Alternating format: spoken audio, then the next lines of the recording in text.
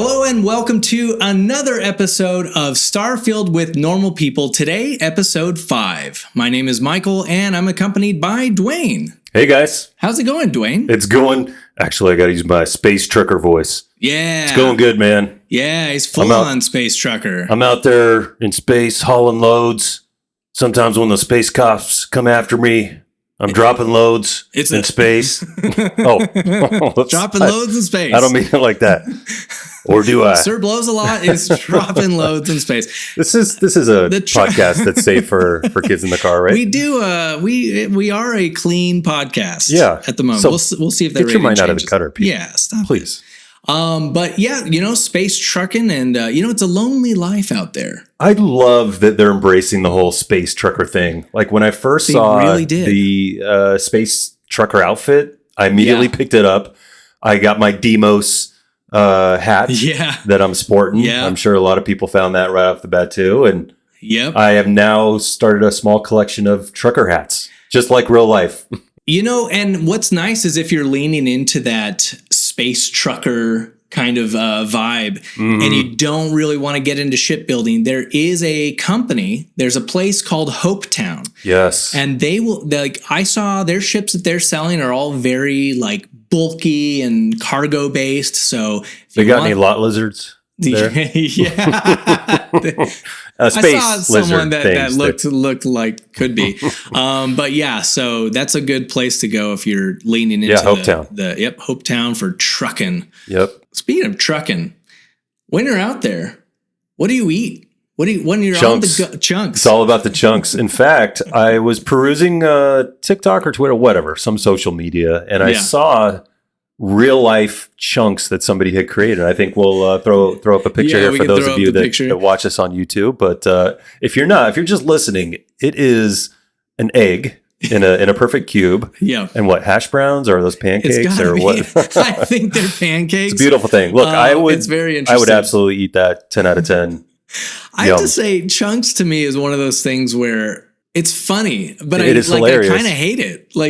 Some things should not be cubes. Yeah, that's why it is funny. Yeah. I think Bethesda does that so well with weird running gags. They did that in Skyrim. They did it in Fallout. Yeah. And with Nuka-Cola, I think was kind of like their running food gag. Yeah. And Chunks is hilarious because Chunks is so funny. You find empty chunk wrappers and you find all of these variations of different types of chunks, and you're like, wow. I guess if I was desperate and hungry, then I'm going to rip open this space food and eat a chunk. We should do a video for our channel where we list everything that's available in chunks form. Yeah. And rate them. We should actually have an actual cook-off and see who can make the best chunk in real life. Man, that would be really something. You've been to Paradiso. I love Paradiso. Okay, so they have the Chunk Cafe there, which is like, we sell the same chunks as everyone else. We just make it sound better and charge more money for it. The guy at the desk is like, this is the only place with a Chunks gourmet restaurant. I'm just losing it at that point. It's so funny. There's never been a more American reference than that. I don't know, an upscale McDonald's or something. Yeah, right? It's the same food, but it's maybe building. It's made fresh. It's maybe that's the difference. Of course it is cubed right there on the premises, freshly cubed. Yeah, we wanted to talk about weapons, so I'm using the pacifier, which is a pretty clever name for a fairly nice shotgun. I'm only level 10, Michael. Only level 10. I have not been able to put in the same amount of hours that you have. Yeah. And you have an announcement to make. We'll get to it in a second, just go ahead, tell the people. Yes, so I have officially completed the main story. Yeah. Now, I am currently... You know what's at the center of the universe. I do. It's more chunks. Yeah. So it's one big more chunk. chunks. It's the moon is cheese. It's a cube, and it's a new chunks. It's a new chunks that I can't tell you about. It's super chunks. Yeah, you get super chunks. Hey, you guys. So you did the main storyline, and you kind of said, "Forget all these side quests. I'm just going to do the main storyline because you're curious, or why did you do that?" I was way too curious about. I didn't want to get spoiled. Okay, I get it now. That's the biggest thing. So I didn't want to get spoiled. And I got to say, and I think this is evident early on, what I like about this storyline is it's not like other games where we've got to do this right now. So like in Fallout 4, you've got to go look for your son, and then you're off doing side quests and settlement building. Like it didn't really make sense. Whereas in Starfield, there's not like a necessarily pressing issue. It's more like the universe won't go on despite you getting further into that storyline. Exactly. Yeah. Like Constellation are explorers. And so while you're doing everything else that you're doing, you're exploring and you're looking for these things. So anyway, I like that. But I personally just was too curious. I had to know. So yeah, I didn't do the side quests. And you're only at level 30, right? I'm 31. Which I feel 31. Like is very low to have completed the main quest line. To me, I don't know. I mean, there's no cap. There were some things that I don't believe there's a cap. There were some things that were pretty difficult. I will say there were some things that were pretty tough. What's the highest level monster you faced or mob, or what are we calling it? Just enemy? Ooh, yeah, I don't. Do you recall it like a 45 or a level 60? I so do not pay attention to those numbers, but I do think that I've seen maybe like between 30 and 40. I don't know if it's gone higher than that. It's felt pretty balanced. Even when it became a challenge, it's been pretty balanced. Right. But I am now kind of going back and slowly like going through some of the side missions and stuff. And yeah, so at some point in the future, we are going to have an episode where we talk about the story and the ending, but that day is not here yet. It'll be in 5 years when I finally complete it. When Duane finally completes it. First, I got to finish Fallout. Yeah. I'll just say this. It's, this game has me thinking. And I love that it's got me thinking about the cosmos and space and like our place in the cosmos. And that's just a general comment about the game as a whole. I love that. And I want to reference one of our old film professors used to always say he would call it a refrigerator moment, which is you watch a movie, 5 days later, you're opening up the fridge and you suddenly think back to that movie and you have this kind of moment of like thoughts or wonder about the film, the narrative. Yeah. And that's a good thing because it's done the same thing to you in Starfield. I'll add to that Starfield has personally become a 10 out of 10, I think, for me. Only took one episode for you to go from an 8 to a 10. To go from 8 to a 10. I'm still at an 8, I think the reason is not only because it's got me thinking about stuff. So that's a big one. But also, I'm now realizing... Wait, are you going to quit your job and move to Alaska? Become a miner? I think just hoping to find an artifact. There are so many gameplay loops, I want to say. And when I say so many, I mean there's more than one or two. In video game, or what do you mean? So when I say gameplay loop, what I mean is like you do this and you do this, you do this, you get rewarded.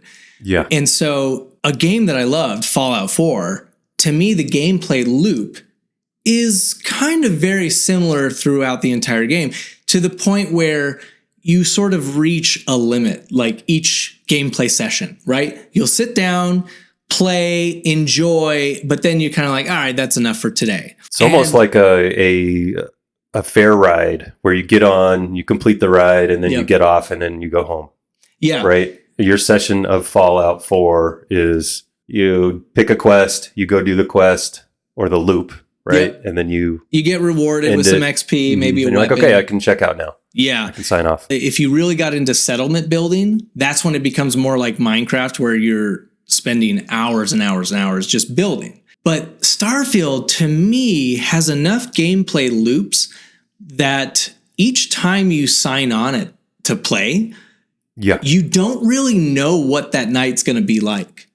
If I sign into Fallout 4, I know exactly what kind of gameplay experience I'm going to have. And in Starfield, I don't, because there's some nights right now, the storyline I'm working through, Ryujin, the company stuff. And it's a lot of talking to people and stealth. I haven't been in like a huge gun battle in a couple nights. Mm-hmm. And I'm the same way. Like, right? I think the loop that I'm in, if you will, is the same thing. I was doing a bunch of quests storylines, right? Where there wasn't combat. It was just kind of go here, talk to this person, and Somebody actually in this same storyline, they said they're now giving me a possible quest where I just am going to a planet to harvest. So now I know, okay, this is going to be more like No Man's Sky. I'm going to get to sort of an abandoned planet. I'm going to explore, which I love doing. I think I've mentioned that before. I love going to a planet and just seeing what's on the horizon. And it's a totally different gameplay loop from that other stuff and from fighting pirates. To me, it's almost a dangerous game to own because I feel like I only quit when I have to go take care of something or I'm falling asleep. That is a sign of a really, really addictive game. And when you said that, it made me think of World of Warcraft. And I haven't played WoW for over a decade, but I recall those days where if you had the stamina, you could log 20 hours straight for weeks, right? Just popping out to grab a few hours of sleep and then coming back in. I need to eat something. You could raid, you could solo quest, you could level up and grind a certain skill, you could craft. I mean, there was a lot to do, and it was all done so well. Again, that's why I think Bethesda games take 8 years to build or longer, and they also last a long time. They have longevity, which so few video games, think of the games that you're still playing that have been out for a decade.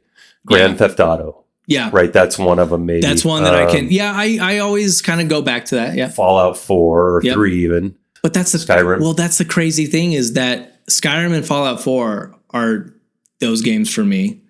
And GTA. Do you play the first Hitman? Where you're playing reiterations of that game? They started a new trilogy, Hitman 1. That's another one that I can play a lot of, but not as much as a Bethesda title because the gameplay. It's very one-track gameplay. Yeah. And you have to be so patient that if you run out of patience in a Bethesda game, you can then just go rampage. Yes. And if your stealth isn't working out, you can just not stealth. Hitman, you can't really do that. So, you're getting into so you're still kind of in the early game, sort of. You said around 10 hours. I'm at level 10. Oh, you're at level 10. So definitely more than 10 hours. More than 10 hours. Yeah. And what's interesting is, I think one of the reasons why initially we wanted to talk about weapons, I had this idea of a certain build that I was going to come in and play. I was going to play this chaos build, right, with explosives. Right. And boxing. So I actually spec'd boxing. And what I found is that because you can run into all sorts of enemies, usually they're much higher than I am right now. I'm getting my butt kicked in boxing. Boxing is not effective, just bare bones, which it wouldn't be in real life. So that's somewhat realistic. Yeah. I don't know if that's going to pay off down the road at all. Like if you go deep into that trait and unlock everything, or if it's worth it. But what I've found, I just love shotguns. Yeah. They're plentiful. They're effective. Typically, I'm close range with a lot of these enemies. So I'm actually leaning more into a stealthy / shotgun build. Okay. Yeah. And that's what's fun for me, I guess. And grenades and explosives are they're there. And if I have them, I'll use them, but they're not very plentiful right now. Right. And they're not too effective. They're hard to throw because there's you're in a space station and there's stuff everywhere. So it's I can't throw exactly where I want it. So I actually upgraded my grenades. Okay. And what it gave me is that I can hold and get an arc and a landing spot. See, so there you go. I'm glad that's in the game. Yeah. That makes total sense because right now I'm just bouncing it off the girder structure or whatever you want to call it. I'm finding that a lot of complaints about some gameplay elements are actually solved in game by getting a perk in something. Yeah. And so that's what's kind of interesting is you're man, I'm terrible. These grenades, I don't know how to throw them. But then after a while, you get the perk, and then you kind of get that that arc. And I wonder because I set a mine and then I couldn't find it, and I didn't detonate it myself, which means I couldn't. I was like, oh, I better pick this up because the NPC's not heading towards the mine. I just put down. Yep. And then I couldn't pick it up. So that must be a perk that I can unlock later, maybe. Actually, no. Okay. I'll just say I was, well, no, I'm kind of on your side with this, even though I was able to pick it up, but it was so hard to find. Okay. It's just it kind of tiny blends. little space. Yeah. And to be fair, I was in like a dark underground mining thing when I was throwing these mines around. Honestly, one of the things that is to their credit is that items in the game really melt into the environment. Yeah. In the good way for realism and how it looks, but then it's difficult to pick stuff up. To be fair, they give you a scanner. Yes. And they give you a flashlight. Yep. And you just always forget to use if you either pop one that of those. Scanner, if you pop that scanner, you are going to get You'll an outline. pop that scanner. Pop it. You'll get an outline of everything that is pick-upable. Right. Is that pick-upable, definitely. Yeah. So I saw a mod that makes all the upgrade books or magazines. What are they called? Like the perk magazines. The perk magazines. Yeah, makes them glow. Oh, wow. Which I was like, I need this because there's a million notebooks in the game. You know, they have custom titles. They are a little covers. More colorful. Yeah, but I mean, you're still like, it. Is this one? Is this one? No. So I sure about that? So I was able to pick up a mine, but yeah, it was hard to see. And I also, I haven't had a lot of success with mines. I don't think I've been in the right situation for them yet. You need them for like the terramorphs because they will charge you. Like your typical human NPCs don't. Can you believe that I'm 51 hours in and I have not yet? Still haven't found a terramorph?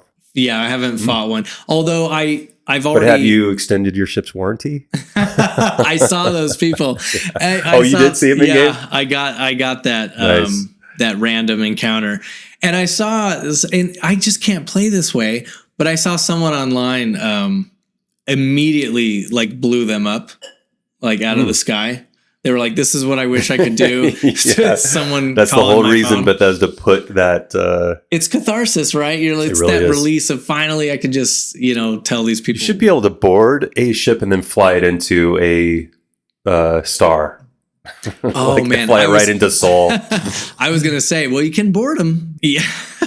Sending them right into the sun, that'd be great. Yeah. So yeah, I think your build with melee and boxing, it does seem to me that it's one of those things that pays off way later down the perk points. That's why I haven't completely written it off. I'm like, I'm just too green right now to use this effectively. Because I think one of the last ones you can get it's like neuro strikes. And that's the big one. And I remember they featured it in the direct. And they were showing off that like, oh yeah, you keep going punching and people from 20 feet away. You're running and And you punch their brains right out of their space helmets. There's a point in the game where you can get an ability to rush at someone, and right after you rush at them for like 20 seconds, all your attacks are more powerful. Yeah. So I was thinking about you. Yep, that is my. I was like, I love that. That's going to be Duane. That's going to be that boxer, if you're doing like a ninja type character, that's going to be what you want. Those abilities are something that I think that we can get into in a few episodes once more people have sat with the game and kind of know what we're talking about.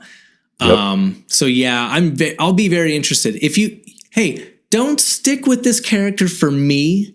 But if you do stick with it and you end up doing the neuro strikes, I'll be very interested, in us talking about that down the road. Yeah, and I'll have something to look forward to on that front. Yeah. Regarding weapons, I want to talk about ammo and inventory management. Okay. Because I've noticed, Christiani's playing the game. And this is the first time that she's dealing, like she hasn't played Fallout. So she's now dealing with, all these weapons have different ammo types. Right. And if I can just, maybe this will benefit any of our listeners, but I have a few tips for managing your weapons and your inventory. Great. Lay them on me. So first off, because I have every ammo type possible in my inventory because it weighs nothing, right? The ammo is zero weight. Yeah. And so here's kind of a few tips for that. So number one, as you're picking up all these guns, you at some point it's going to tell you, okay, you're carrying too much, right? there's a few different ways that you can sort. So you can click, if you're on Xbox, you can click, I believe, the left stick, but look down at the menu in case I've got that wrong. It might be right stick, but you can sort it by value. Can sort it by damage. Mm-hmm. So if you're looking for, whatever weapon's going to give you the most damage, you can sort that way. And then what I like to do is sort by ammo type, because you're going to have, like, let's say you've got 20 guns and you're like, okay, I don't need all these guns. If I've got 3 guns that have the same ammo type, you can then drop 2 of them and just keep the one that has the attachments that you like or the abilities that you like, or if it's a legendary or something like that. In my opinion, you don't need any other gun that has the same ammo type. Right. Because so it's redundant to have 2 guns that carry the same ammo. Yeah. I can see sometimes. What if one has the 0G mod on it? Right. Versus... Okay, so that's a great example of when you would want to keep it. Yeah. I'm right now, I'm to the point where I just assume I'm always going to find another weapon that's going to be cool. Mm-hmm. So honestly... Which is true. You do find a lot of cool weapons, especially the more you actually look, because they're clever about placement. And I'm finding a lot of just tucked away, oh, this is cool. And as you unlock more perks, if you unlock the perk for lockpicking, you're going to find more cool stuff. Oh, yeah. Which I have not done. I'm still just on the early lockpicking, the one that's default, because I'm putting my perks elsewhere. Yeah. But eventually I'll get there. But what I do right now is I will literally just drop the least expensive guns. Mm-hmm. To me, the attachments saves a lot of cool. weight too.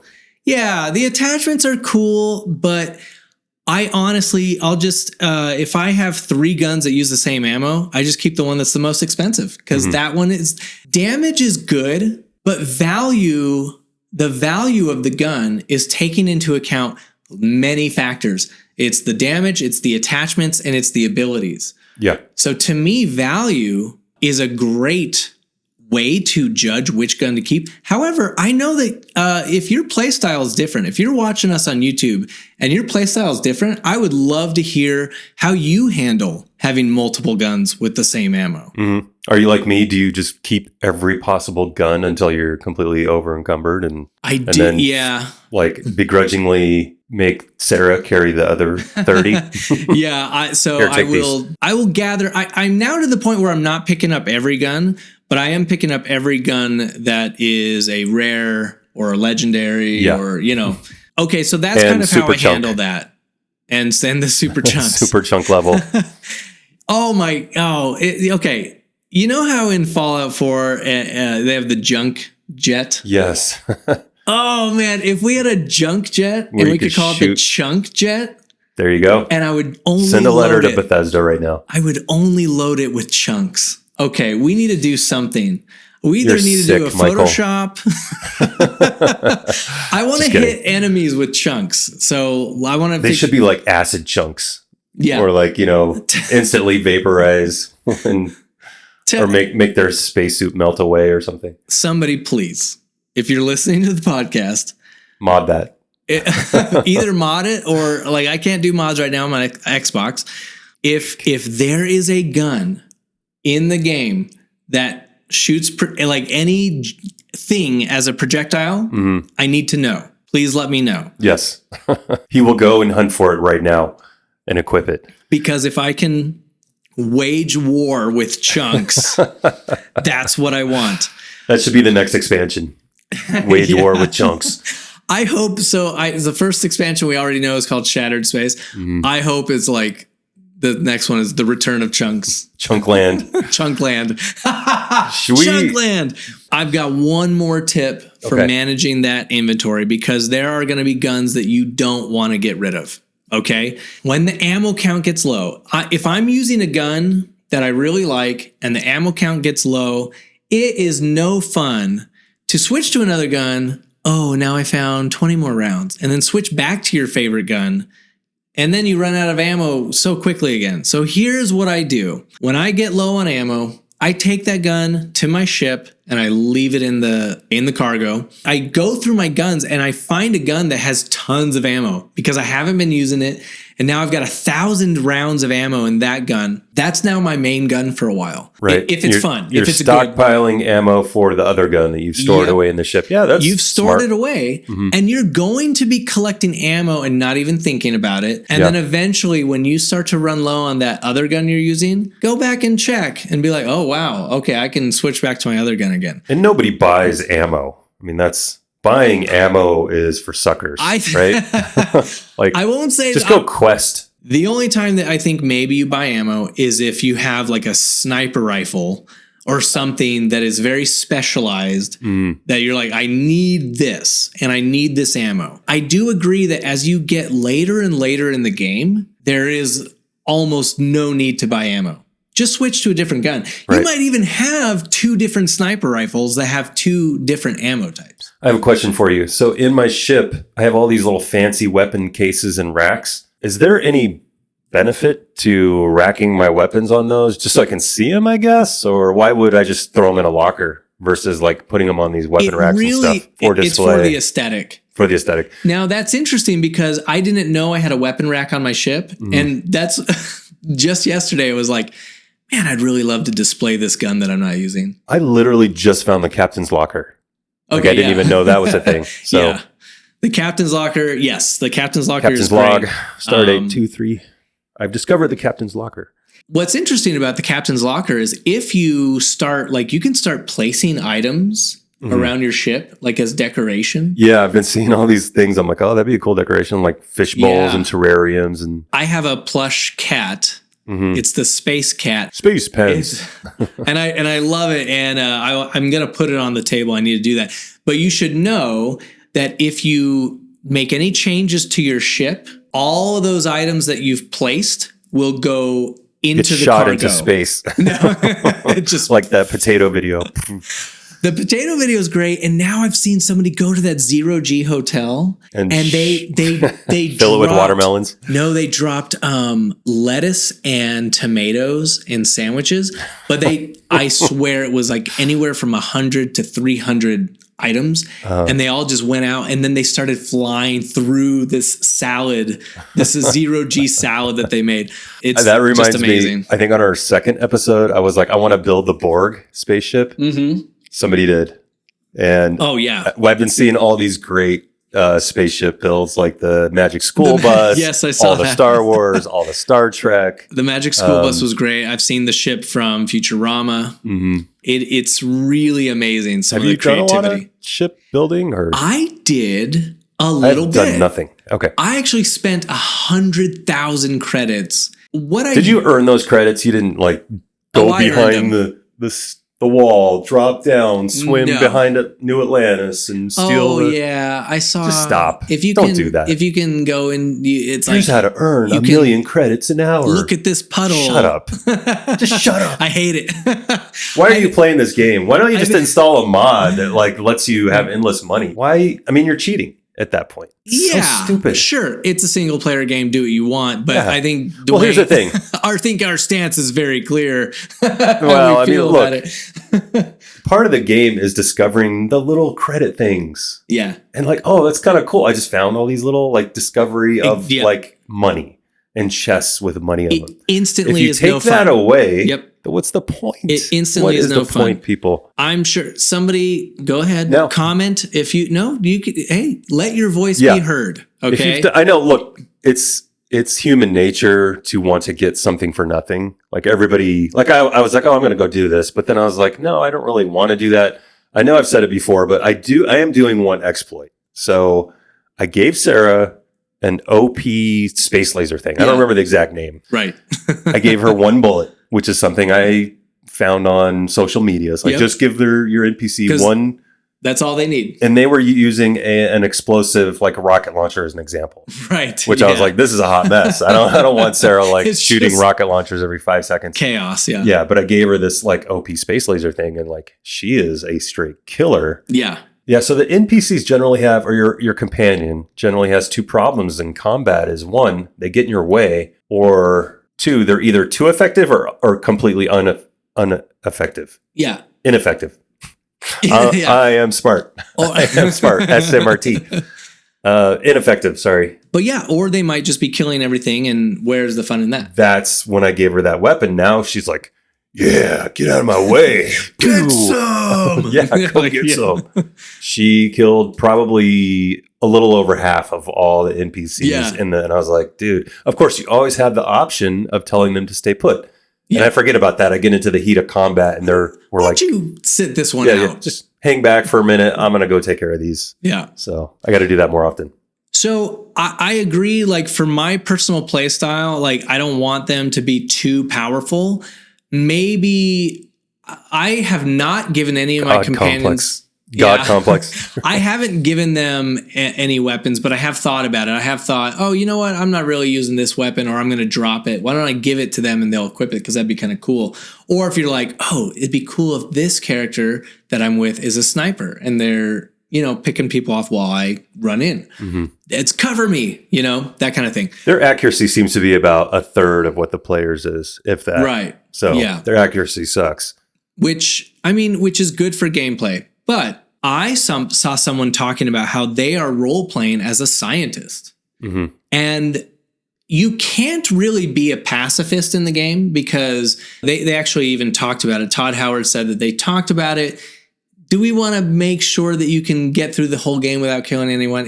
And they decided it's just not that type of game. Yeah. So I started, thinking about what you told me about this and how this person said that they were role-playing as a scientist. Mm-hmm. And so that's when I thought, wow, what if you just made sure that your companion is really well armed so that they are like your security detail? And you're almost like their medic. So whenever they get, beat up, you run in there real quick and heal them up, and then you run back out of danger. Yeah. And you mentioned security detail. Yeah. I thought that was a great name for it because then you're playing the scientist persona. Yep. And you have the security detail, whoever your companion is, Vasco. Or, Sarah or Sam. I have not used Barrett. Vasco at all. So I'm kind of a little bit bummed at how much I haven't used Vasco, but it seems like it'd be a cool companion, but I really like Vasco, but it's like I don't know. Can you get anywhere relationship wise? And I don't mean like get married to Vasco, but I mean, you can get a lot of places. But I don't think that you can, and I could be wrong actually, because there's 4 characters in Constellation that you can get to know them better and get to know their backstory. And as they get to like you, they'll open up to you and then you can have a relationship with them. Mm-hmm. And I don't know if Vasco has that line. So that's something that I need to look up. And it's a bummer because I really like him. Mm-hmm. I really like Vasco, but to me, I got to hand it to the people that created this game. The human characters, to me, are very interesting. And I think it hasn't been... They are so well written. They are. They're well written. They're well acted. And I think the last time I had a game where I thought, wow, these fake characters are like my best friends like in this game was like Mass Effect. Mm-hmm. By the time you get to the end of the Mass Effect trilogy, you're just like, dude, these are my friends. Yeah. And it's like kind of heartbreaking to finish the game. And so I think Starfield does that very well. It's a testament, like you said, to the writing, to the acting, the voice acting, and the entire package, the animators, and, despite the criticisms of like the weird Bethesda stuff, it still works. You're still making me feel attached to these characters. And I told you earlier that I've completely changed my play style. I went in wanting to be more of a pirate, and now I'm more of a goody two shoes, because I didn't want to let Sarah down. It's as simple as that. Like she saw me steal something and I felt so guilty. I was like, no, don't think that poorly of me, Sarah. Oh no. And by the way, is Sarah kind of like for us old guys? Like, is she the love interest, because Sarah, I'm imagining of like an 18-year-old plays this game. And Sarah is she seems like she's 40, right? Right. Okay. But it's like, I think maybe it's my age. This is kind of ageist, I guess, but. Maybe it's my age, but I think it's so refreshing that like one of the, main love interests is a 40-year-old woman. right, who is the head of this explorers, group. right. Wait, can you wine and dine the old guy, the Moneybags guy? What was his name? So if I'm correct, I believe the 4 that you can fully, have a romantic relationship. It's Vasco. Is Sarah? No, it's not Vasco. I wish, maybe, I don't know. Mods. Anyway, Sarah, those mods are coming. It's Sarah. Mm-hmm. It's Andrasia, I believe Barrett, and Sam Coe. And if there's more, then I need to be educated on that. To your point also, like we've talked about like the Bethesda jank, and sometimes things get a little janky with the animations. And yes, there's like some uncanny valley stuff happening, but I find maybe it's just because I'm immersed in the game, but the more I play it, the more I get really, I am impressed with the facial animations. Yeah, they're fantastic. Because I saw an eyebrow mod. Oh, really? Yeah. Eyebrow mod? Mod. I think the people were saying some of the weirdness is because the eyebrow positioning. Oh. I don't know. Interesting. This was a mod that only changed the eyebrows. That's so funny. That's so funny if that one thing just fixes like 90% of the problems. Yeah, I think their eyes are too wide or something. Interesting. But I interrupted you. You were saying, it's still effective, right? I'm just saying it's very effective. It's very interesting. And yes, it has me changing, or I will say it's affecting my decision-making in the game based on these characters. Sarah, will you hang back at the spaceship so I can go murder and steal? I'm doing this espionage stuff where I'm, doing some shady stuff, not evil, but a little shady. And yeah, I have whoever my companion is at the time. I'm just like, wait here. I'll be right back. Just hang here. I got to go run to the grocery store real quick. Why don't you, here's 5 credits. Go get yourself some chunks. Okay. Hey kids, I'll be right back. So yeah, I'm going to go get the milk. 20 years later. So yeah, I think back to that exploit of giving your companion a strong weapon. We have to remember that not everyone that's playing this game is a fan of shooters, right? Mm-hmm. And so I think that there's a place for you there. I think there's a place where you just say, you know what? There's very little shooting if you want it, honestly. Right. Like there's a lot of I haven't done too much of the main quest line, a little bit of it. Yeah. But I'd say what I've experienced in the game is only 15% shooter, if that. I mean, it's a small. That's just my own experience. It can be 100%, I guess, or it could be 80%. That's what's great. You can play it as a shooter. You can say, I'm putting all my perk points in weapons, which I've done a lot of perk points in weapons. Yeah. But I think I'm up to level 3 of speech. And I got to tell you, I have gotten out of quite a few firefights just by persuading people. In Skyrim, how did they respawn enemies? What was the kind of, if you left an area for a day and you cleared an area, or if you cleared a specific cave, are they dead forever? If you cleared it, it almost feels like forever, but I believe that they will respawn enemies eventually. Yeah, I'm just trying to think of what the mechanics are in Starfield, because if there are 1,000 planets to explore, and there's 5 to 500 points of interest on each planet. I'm wondering if I go clear a base and I come back 5 years later, it's going to be as I left it inside, but outside maybe they could spawn more. Great question. Yeah, I don't know. I put up a tiny outpost very early on in the game. Mm-hmm. And I know for exactly where there is a spot where there were a bunch of pirates. So I'm going to do this, okay? After our podcast recording today, I'm going to go back to that that outpost that I haven't been to since the Love Shack, right? The Love Shack. Sarah's Love Shack. It's just a little place just for the two of us. I will go to that place where there were pirates a long time ago, and I'm going to see if there are any enemies there. And you're going to bring them chunks. I'm going to say, guys, chunks I've for brought everyone. Chunks. Don't shoot. But you have to show up. Meet me halfway. You're here. Yeah. I've got the chunks. It's a marriage made in space. Always remember Paradiso. Okay. Mm-hmm. We'll always have Paradiso. Which, by the way, that is definitely my next outpost. I am putting an outpost I'm going to go to the outskirts of where I can see the hotel because I love that planet so much. Wait a minute, though, to digress even more. Isn't there a seedy underbelly? Because I feel like it's a David Lynch film. Okay, don't spoil it. Okay. This is just a gut feeling based on what 3 NPCs said. They were like, it's almost too perfect. Oh, and that's interesting. Oh, bum, bum, bum. Yeah, I can't. What's going on? Because knowing Bethesda underneath is like, a slave colony where everyone's making. As far as I know, it's just a lovely place. But I don't know. Are you lying? No, I'm not lying. I'm not lying. I don't know anything. There is, and so let me just. It felt like that quest where you're.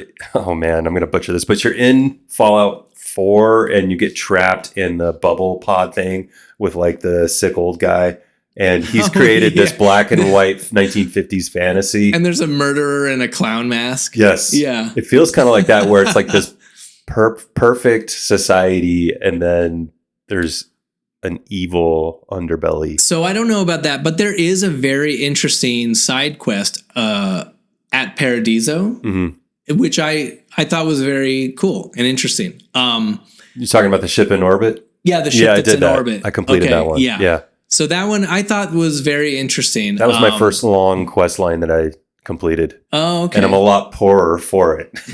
That's why I think that's just corporate people. They're the worst. That's true. I just hate corporate people. When you talked about Secret Underground, it just reminded me that lately, so this game to me is like an onion.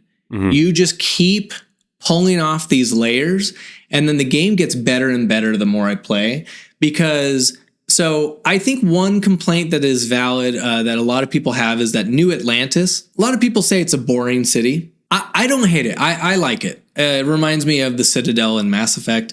I like it fine. Do I love it? No. Like I do. Neon to me is my favorite city. I think for all the hype, it did not live up to the hype. I felt the same way. Like it just felt uninspired space future. It's a little bland. Yeah. But my point is that I had been playing for a long time, and I had heard right away when you get there, someone's like, oh, there's brownouts happening in the well. And then you get that quest. I think everyone's got it if you've spent a few hours in New Atlantis. Yeah. And so have I finished that? I'm halfway through it, I think. Okay. So I didn't do it because I was focused on the main quest. I came back and I was like, let me go check that out. And I was like, oh, wow, there's a whole section of the city that I didn't know about. Oh, you hadn't gone to that section? I had not gone into the well. Ah. Yeah, that's the best part of New Atlantis, really. And there you go. And I started to think, is there a point to New Atlantis being so clean and perfect looking and kind of boring? Yeah. And the point being that they just built it over what is basically old Atlantis. Right. Which is this underground place where all the poor people live. I just pinpointed what I don't like about New Atlantis is it feels kind of like a Disneyland facade. The upstairs part, or like kind of all of it, really. Ground, it just feels very like limited as to where you can go. I think a better big city design for me personally would have been like more of a grid style city that felt more like bigger, or I definitely think it just feels fake. It feels like a Cinderella's castle kind of. I think that they design things kind of in a weird way to hide how small the cities are. And that's not necessarily a criticism. I'm a huge fan of like the small towns in Skyrim, for example. Like, I don't think everything has to be a sprawling city. Yeah. But when I was playing in Neon just last night, I went to a new area and then I went to another new area. I'm just shocked by, like, I'll say this, the cities are bigger than you think. I mean, in retrospect, thinking just now about New Atlantis, there's a lot of NPCs. Yeah. There's more than I've ever seen in any Bethesda game. There's tons of them walking around, and there's named NPCs all over the place. Yep. And they're doing things, and it does feel lived in, I think. Yeah.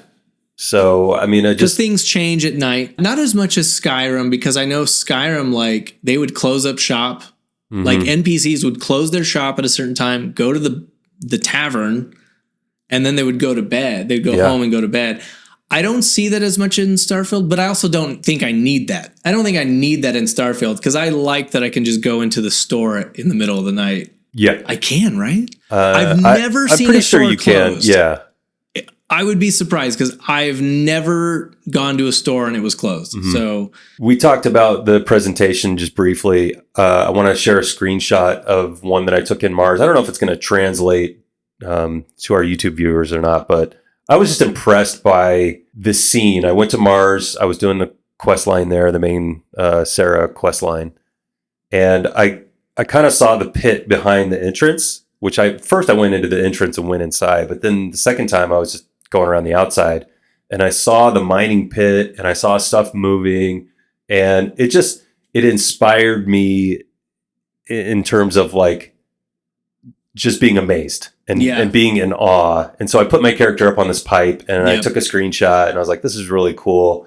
It felt, it just felt very well done. I don't know how to express it, but the presentation is so good. And I agree. Like, I have not played a game like this in a while or I would say ever, where how far away I can see things happening. I was on this planet and I saw some animals walking in the distance. They were so far away. And that's what I like about every new generation of games is you always have that moment like where you go, I've never quite seen that before. Yes, there's a new discovery that like we talked about this in one of our old podcasts about weather. When weather was first introduced, and it was so amazing. Now it's like draw distance, or what will the next like advance be where it's like, oh, this is new, but then it's going to be an expectation moving forward. Like No Man's Sky. You know, No Man's Sky was one of my favorites for a while, but you're not going to see animals except for in a certain radius around you. It's an invisible 50-meter sphere of visibility around your character. And you can actually even see it when you scan for an outpost in No Man's Sky. Like, there's a leg. There's a leg. Oh, there's his body. It's like slowly. Well, the camera will like go up and you'll see a circle around your character where there's animals and plants. It's the fog of war, Michael. Beyond that is the fog of war. That's right. We'll call it the fog of war. Yeah, a lot of things coming together for an amazing experience in that game, truly. Michael, I have a question about your watch. Okay. You're still wearing it. I'm still wearing it. So that's a good sign, Starfield right? watch. Yeah. Tell me just real quickly, how's that been? Okay, so I'm going to be extremely honest. The watch is very good. It is a very good like smartwatch, and you connect it to your phone, you get your notifications, everything. Are you wearing it just for the podcast, or do you wear it? Yeah, I'm only wearing it for the podcast. I have to be honest, it's not a watch that replaces my Apple Watch. I mean, the Apple Watch is a $800 watch. I mean, no. It's just expensive, like right? It's like a $400 watch. Yeah. But the Apple Watch does a lot, so that's tough. I mean, if I was coming in and I didn't have a watch, I might wear that more often. So I will say, if I didn't have a smartwatch already, if I didn't like the functionality of the Apple Watch is, you know, I can tap it, I can you know, my friend sends a text message, I can just it right on the phone, on my watch, excuse me. So I can't do that with my Starfield watch.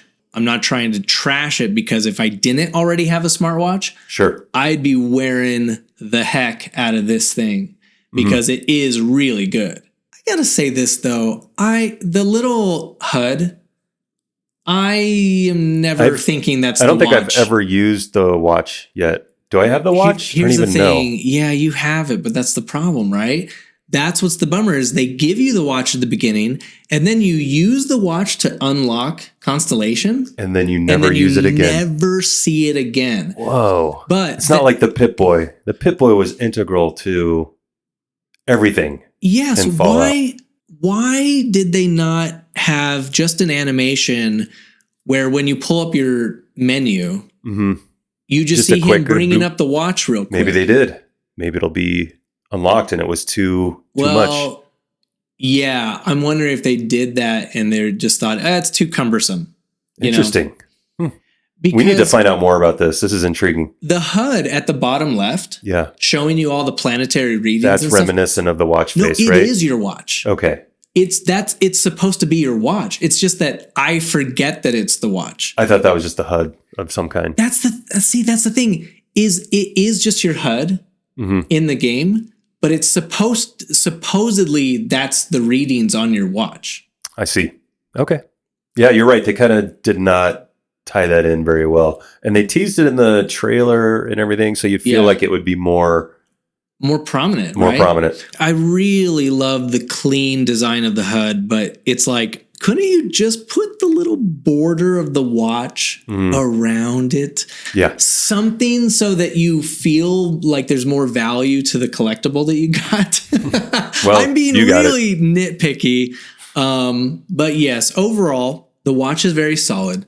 It does not feel cheap at all. It's not the big PR disaster like the fake Pip-Boy was. Right. I remember that. Yes. And that was a They fear. teased one that was completely different than the plasticky trash one that they actually sent out. Plasticky.